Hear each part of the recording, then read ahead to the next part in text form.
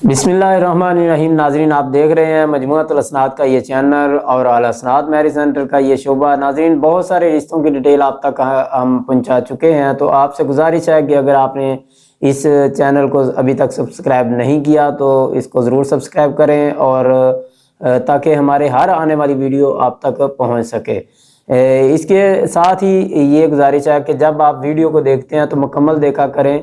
अक्सर लोग थोड़ी सी या थंबनेल देखेंगे या फिर थोड़ा सा क्लिप शुरू से देख के तो मुझे मैसेजेस कॉल करना शुरू कर दें, इनकी डिटेल फराहम कर दें।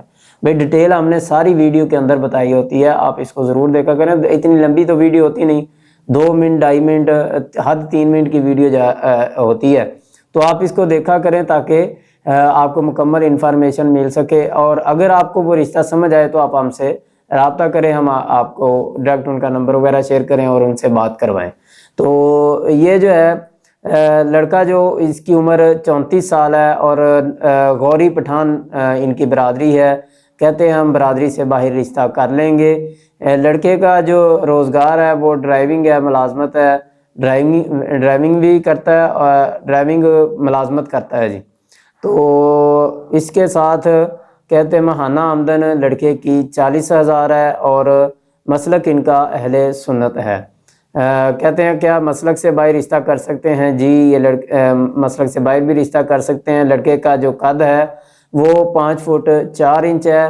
तालीम उसकी अंडर मैट्रिक है। क्या पहले शादी या निकाह हुआ? जी, 9 साल लड़के की शादी रही है। बेगम ने खुला ले लिया है। क्या पहले कोई बच्चे हैं? जी, 3 बेटियां हैं, एक 5 साल की, एक 7 साल की और एक 9 साल की।